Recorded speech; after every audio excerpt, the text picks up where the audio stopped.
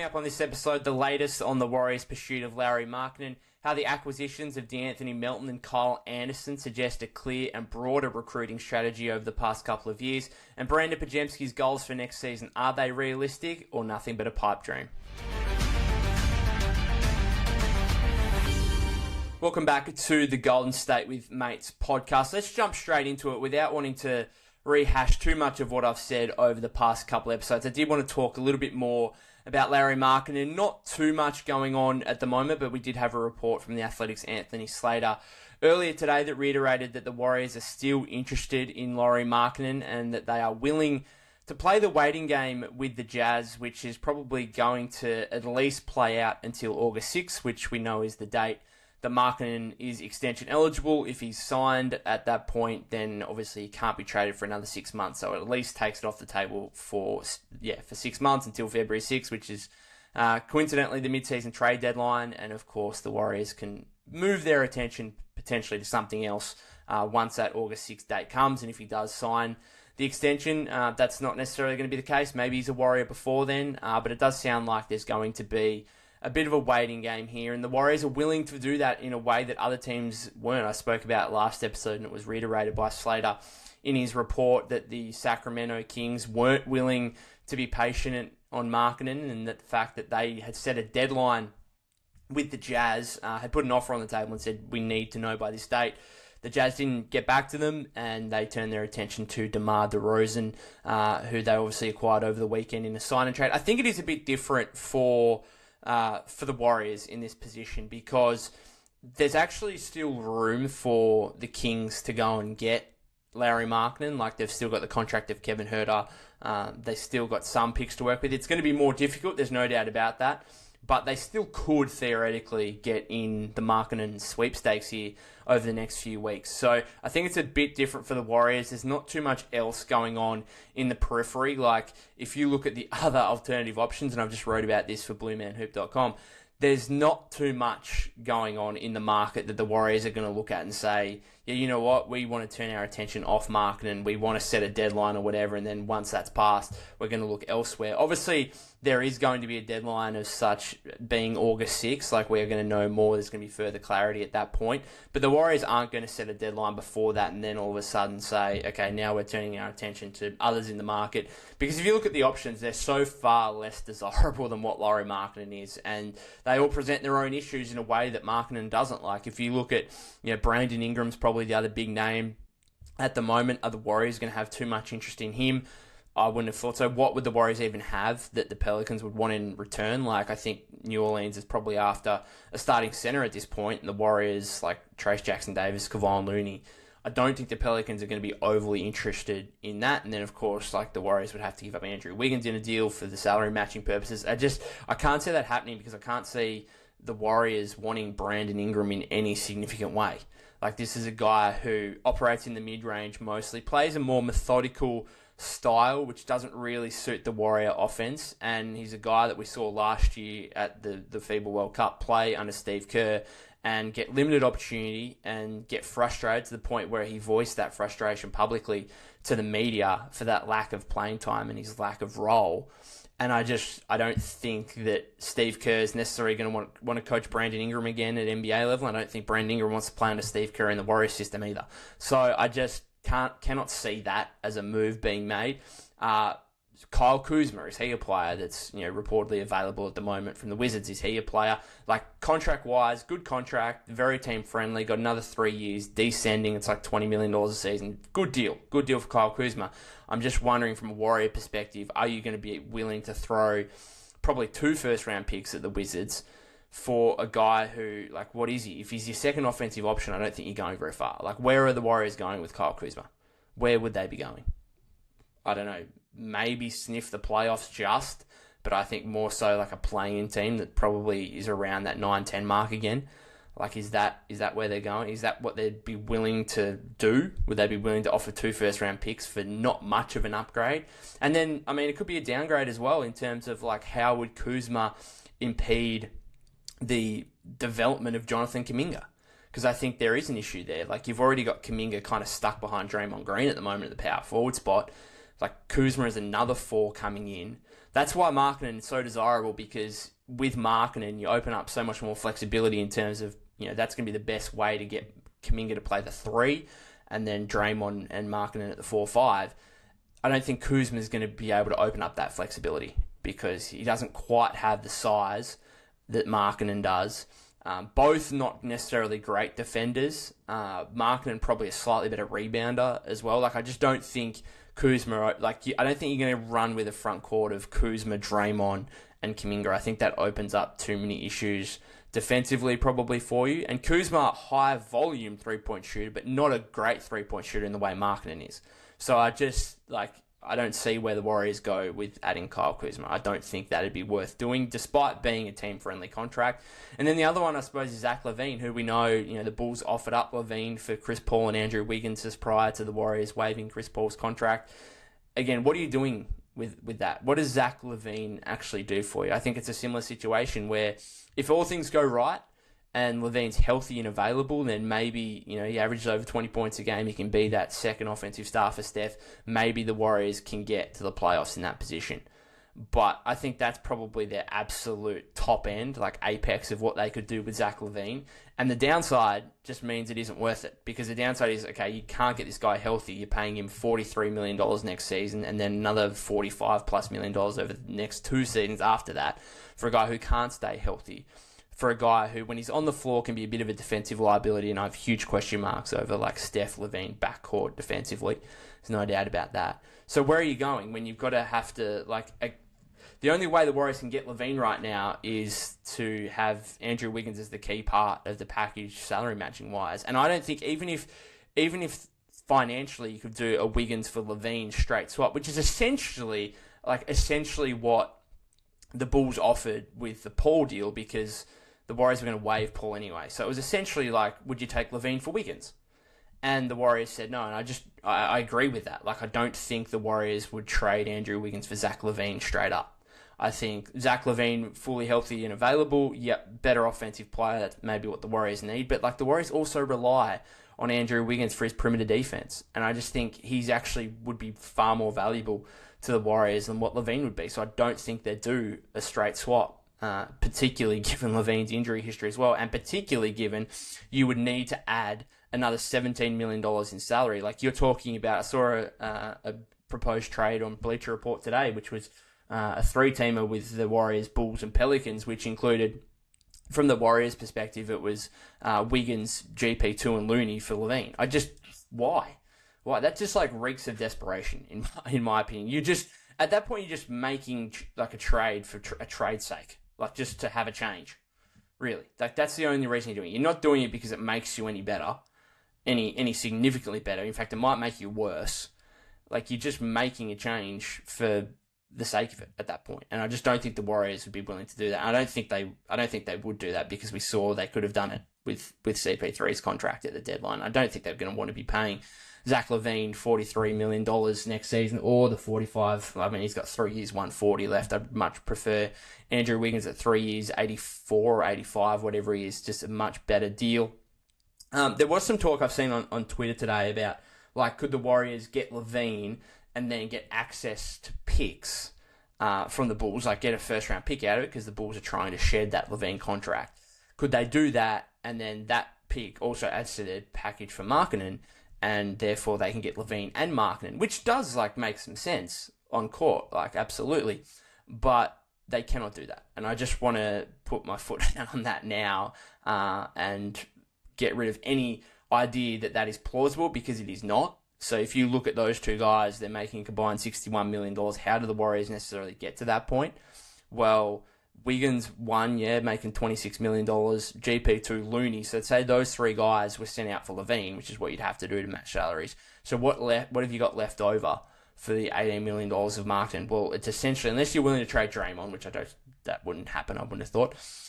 Other than that, it's essentially Kuminga, Podz, Moody, and then so you're trading those 3 young guys plus the picks for Markanen, and then therefore you're still left with Ross. A lot of you're bringing in 2 players and taking out 6, maybe 7 in that instance, and then you've got to sign more like 4 or 5 guys to minimum contracts, and then you're over the hard cap, like realistic, like financially, it cannot happen. It cannot happen. So there was some thought today that, the Warriors try and get LaVine to get an extra pick to throw in the package for Markanen to make that happen. The Warriors will not get Zach LaVine and Lauri Markkanen. And that's why, again, like, why would you trade for LaVine? Because that just automatically takes you, like, it literally takes you out from getting Markanen. It does.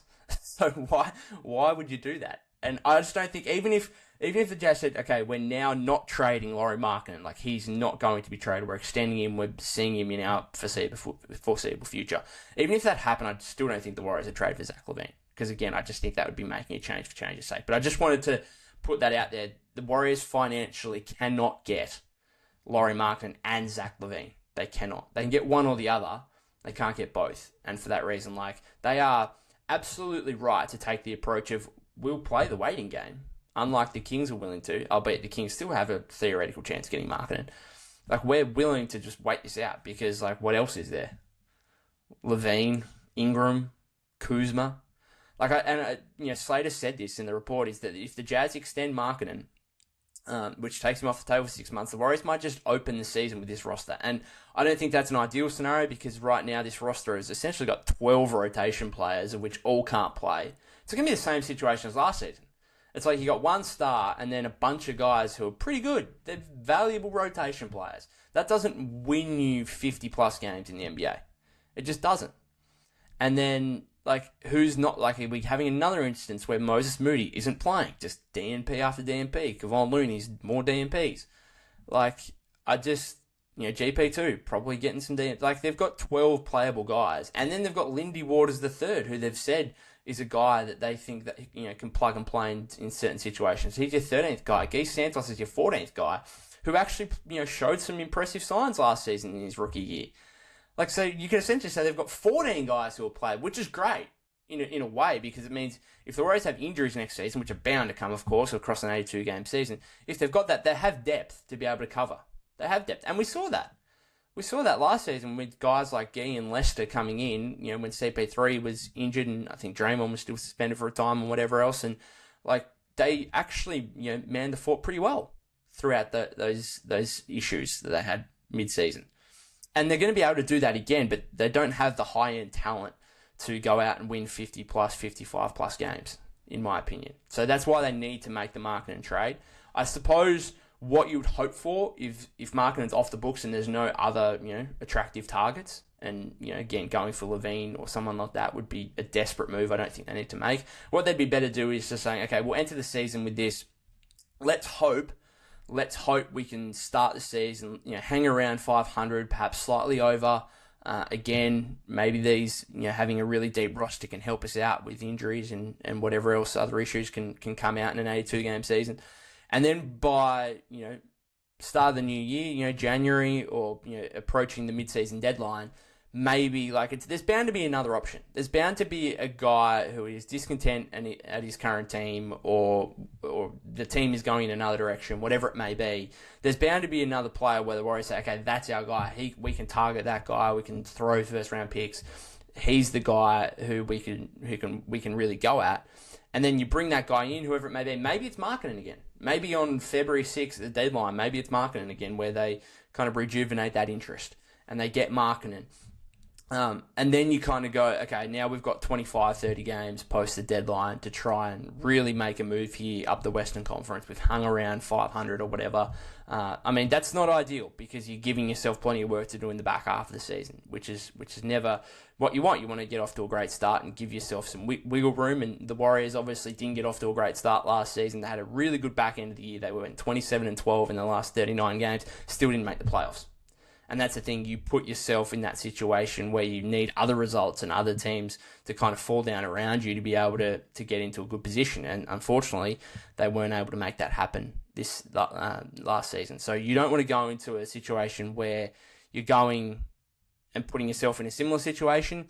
However, you also don't want to make, it's a hard balance. I understand it's a hard balance because you don't want to do that. You don't want to go into a season with 12 guys who want to play and then there's some discontent because there's guys not playing. But at the same time, you don't want to make a desperation deal of, Andrew Wiggins, Kevon Looney and GP2 for Zach LaVine, because I don't think that's helping you either.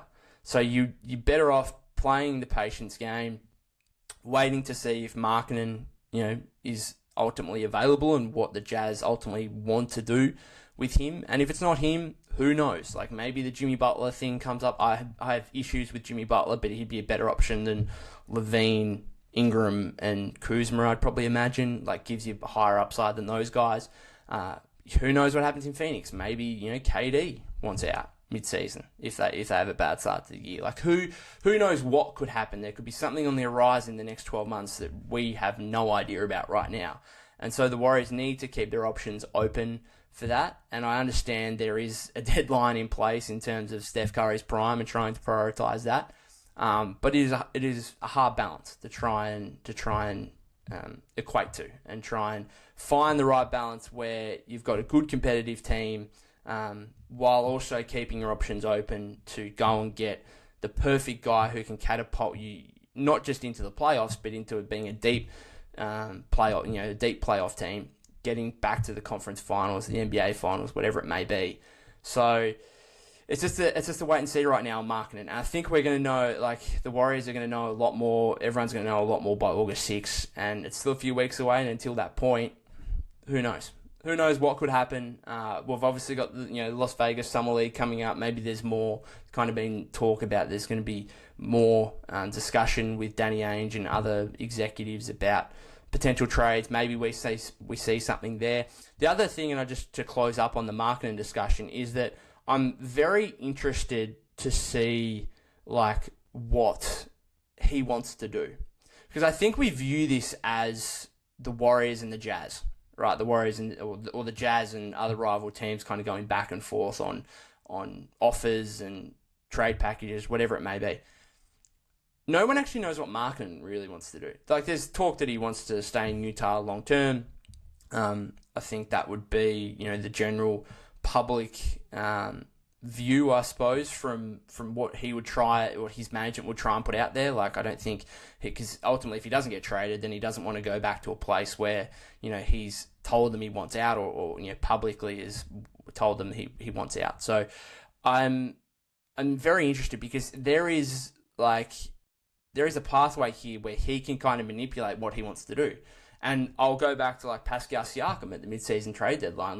There were reports after he got traded to Indiana that he was not willing to sign an extension with the Warriors had he been traded there, and that would have been a move for 3 or 4 months max. And then the Warriors could have lost him in unrestricted free agency. And then therefore, of course, the Warriors weren't going to trade for him.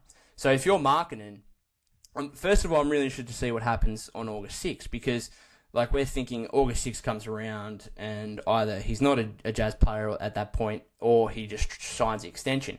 Well, what if he just refuses to sign the extension on August 6th? And he could do that for a couple of reasons, right? He could do that for, okay, I want to stay in Utah long term, and so I'm going to sign the extension on August 7th, and that ensures that they cannot trade me at least until next offseason. That takes away their opportunity to trade me at the mid-season deadline. He could do that. He could also opt out and say, look, I'm not signing an extension because I don't want to be here. I want to get traded to the Warriors, or I want to get traded elsewhere. And if he's unwilling to sign an extension, then again, going back to the Siakam point, who is going to be willing to trade for a guy if he says, if the Spurs or something say, and I don't think this would happen, but if Markanen said, I want to be traded to the Warriors, he could say to any other prospective team, okay, you can absolutely trade for me, but I'm not signing an extension with you. I'm leaving as an unrestricted free agent in less than a year. Okay, so who's going to give up the multiple first-round picks that Utah want in that scenario? So, I think that gets underplayed a bit, the fact that Markanen can manipulate a little bit here. His management can manipulate where he goes here, where he goes, because his contractual situation means that wherever he is, if he doesn't sign an extension, he can leave in a season. He can do that. And so that is going to obviously impede and impact what rival teams are willing to give up. Because, again, if his management goes to that team, could be the Warriors. He might not want to come to the Warriors. He might see Steph Curry at 36 years old and say, look, there's not really too much of a window here. I want to go play for the Spurs, where Wemby's going to be one of the best players in the league in a couple of years, and the window is going to be open for a dozen years, essentially the rest of my career. I want to go there. He could tell the Warriors, look, you can trade for me, but I'm not signing extension. I'm going to go sign with the Spurs next offseason. And therefore, you've just given up 2, 3 first-round picks, whatever it may be, for me for a season of play. The Warriors are going to say, oh, okay, well, we're not doing that then, we're moving on. And then the Spurs come back in the picture, and there's probably a trade to Spurs. Like, this is the whole what happened with Siakam to the Pacers, right? It's probably what happened with Anunoby with the Knicks. Like, this is what happens when you enter the final year of your deal. Like, you get a lot more of a say on what you want to do and where you want to be as an NBA player. And so, again, I think that's been underplayed a bit, the fact that we're really just focusing on what Utah want to do with Markanen, what the Warriors are trying to do to get Markanen, what the Spurs are trying to do to get Markanen, all these other things. We're not actually really thinking too much or discussing too much about what he wants to do as a player, because he does have a huge say in this. And I think that's going under the radar a little bit. I just want to get on to, we had a few introductory press conferences today. God, it was difficult to see Klay. It was difficult to see Klay holding up a Mavericks jersey and talking about how excited he is to join the Mavs and whatnot. Had a bit of an inadvertent jab at the Warriors, where he kind of stated that he's going to get more open looks playing alongside Luka and Kyrie in a way that he didn't with the Warriors most recently. And that's a bit unfortunate that he said that, but he's not wrong at the same time. He's not wrong. And it does reiterate the Warriors' biggest issue, which is they've really got only one offensive star in Steph, and it's just what we were talking about before. They've got a bunch of guys around that who are not necessarily shot creators or playmakers necessarily, and that's obviously what the Warriors are trying to do with getting Lauri Markkanen and getting another guy in there who can be your second offensive star. We'll see what Kuminga can do to develop to that point where he can be that player. But right now, Klay making that comment was kind of an inadvertent jab at the Warriors, but he's not wrong. He's not wrong. And so as disappointing as it may hear to see him say that, then, he's not wrong. And it's something the Warriors are trying to obviously fix at the moment. They try to go after Paul George. They're trying to go after Lauri Markkanen. And so I don't think we can be too critical right now of the Warrior front office. They are trying to do stuff, and I was very critical and very disappointed with the start to free agency, obviously losing Klay, not getting anything for Chris Paul's contract.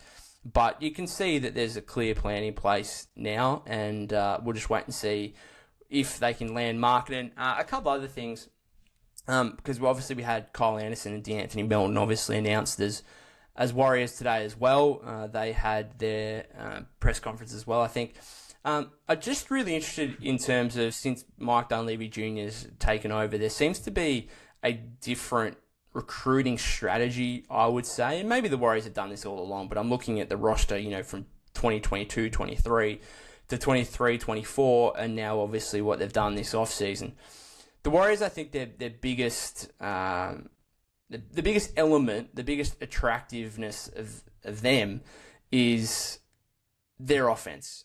And I think that has been the case over the past decade in terms of Steve Kerr's player ball movement system, read and react system that really lends itself to kind of high IQ players. And I think the Warriors in their recruiting went away from that a little bit, both in the draft and who they picked up in via free agency or trade or whatever else. Like, if you look at back to the 2022-23 season, you had guys like JP, who, as good as he was, could just make dumb plays on both ends of the floor, like really dumb plays, like low IQ plays on both ends of the floor. As good as he averaged over 20 points that season, I get it, but could make dumb plays. Guys like JaMychal Green, we obviously had the Wiseman experience up until he was traded at the deadline. Kuminga at that point was still in his second season, not necessarily known as a high IQ player, JK. And that's still a question going forward, right? That's still a question. You could even say, like, Klay these last couple of seasons, who, he was a high IQ player, has been a high IQ player for the majority of his career. There are a lot of dumb plays from Klay in the last couple of seasons, and that was really where the frustration grew for fans, is the fact that on both ends of the floor, whether it's ill-advised shot selection, really poor effort on defense, or misrotation on defense, whatever it may be. Like, Klay was a guy who was making some dumb plays over the last couple of seasons, and so since Mike Dunleavy Jr. has taken over, I think there's been a real emphasis on trying to get back to, okay, this is the way we play. We need to get guys that fit this system. And if you look at last offseason, so they trade for Chris Paul, high IQ player. They get Dario Saric in for agency, high IQ player. Like, we got to remember Dario, he was fine offensively. He worked offensively. And I think he was always going to, because he's a high IQ player who can pass, who can shoot, these kind of things.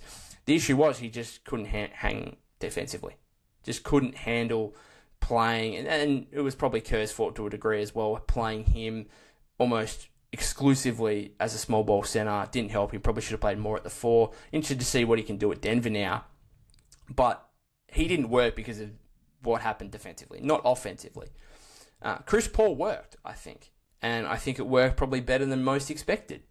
Again, because he's a high IQ player, you fit him around other high IQ guys like Steph, Draymond, etc. And then if you look at the draft, like the Warriors had years there where they took guys first round of the draft and those guys did not impact whatsoever in their rookie season, or at least didn't impact productively and positively. And then we get a complete shift last season where all of a sudden Podz comes in, TJD comes in, and they have significant impact and significant roles in their rookie year. And why is that the case? Well, because they're high IQ players. And they came in and they figured out the system really, really quickly. And they play in a way that is conducive to how the rest of the team wants to play and how Steve Kerr wants to play as coach. And so you look back at those 4 acquisitions last offseason, and then you look at now, this offseason, and I think the exact same thing is happening again, particularly with Kyle Anderson and D'Anthony Melton, where those 2 guys today, in their introductory press conferences, spoke about being high IQ players and wanting to play in the Warrior system. And, you know, Kyle Anderson specifically said, like, there's high IQ players over here. And, you know, D'Anthony Melton talking about cutting off ball and stuff like that, and his 3-point shooting. So I think the Warriors are specifically identifying players to fit into their system, which is what you've got to do, absolutely. But I think they kind of went away from that a little bit, particularly in the draft. With taking, instead of going for the high IQ guys, going for the real high upside athletic players like a Wiseman, like a Kuminga. And Kuminga could still be an absolute star. He could be anything for this team. And I think, like, the Warriors should absolutely try and hold on to him. They probably should try and sign him to an extension upwards of $120, $130 million. Absolutely. He might play himself into a bigger contract than that. Again, looking back at, you know, Franz Wagner, Cade Cunningham, what those guys have got in the last week here, JK could see himself as, I can be a $200 million player depending on how I go next season. So he can be an absolute star, but I do think you need to surround him with he's like your one outlier. He's like, okay, here's our ultra talented athlete, downhill, get to the rim, not necessarily a super high IQ guy by any stretch, but I will give credit to JK. I do think he's improved in terms of that part of his game, in terms of the read and react, in terms of the passing, identifying different things out on the floor. Like, I think he's improved in that element. Absolutely. And maybe at some points to the detriment of his own, like, raw athleticism and skill at points. So I do give him credit for that. But I don't think he's ever going to get to, like, a super smart high IQ player. He can just, that won't necessarily stop him from being an all-star in this league. So I think the Warriors can have him as an outlier simply because of what else he offers. In terms of, like, he is your guy that can get downhill, that can apply the rim pressure in a way that no one else on the Warrior roster can do. And it's a similar way with, like, they bring Buddy Hield in this offseason, who I don't think necessarily fits the mold of the high IQ, and it'd be interesting to see how he goes in the Warrior system. But I think that's more of a pickup of, okay, we've just lost Klay. We had really a big lack of three-point shooting even with Klay last season in terms of outside him and Steph. We just need a flat-out three-point shooter. Oh, okay, we can go get the guy who's made the most threes in the league over the last 5 years. Yep, there's issues everywhere else, but you know what? That guy does that one skill set at a really, really high level, and we need that skill set badly. Let's bring him in. Right, so I'm fine with that. That's fine. And it'll be interesting to see how he goes. But even if you look at the draft, Quinton Post, 52nd overall, here's a guy, average 2.9 assists in college, can pass a little bit, right? can do some of the high IQ stuff, is, 23, 24 years old, 4 years of college experience. So he's not going to be this raw prospect coming in next season who, goes out on the floor and does 3 or 4 incredibly dumb things and then just gets yanked and we don't see him for another few weeks. I think there's just a real emphasis right now on the Warriors' recruiting strategy, whether it be via trade, via free agency, via the draft. And I think it's ultimately it's the right approach. Again, it's the right approach.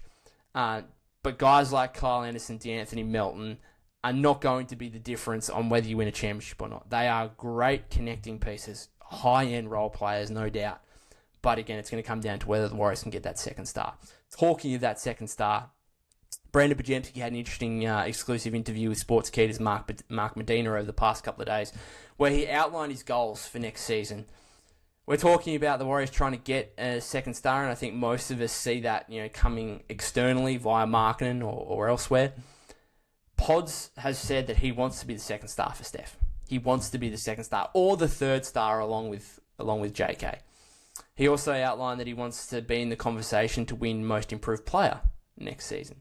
And I spoke on last episode, we're talking about Podz and JK in potential trade packages for Lauri Markkanen, and talking about, I stated that Podz doesn't necessarily have the high-end upside that JK does, and therefore there's less risk with trading him to the Jazz than there is with Kuminga, who could theoretically be a better player than Markkanen in 2 years, and then that's a real disastrous situation, where I don't think Podz is necessarily going to get to the Markkanen level.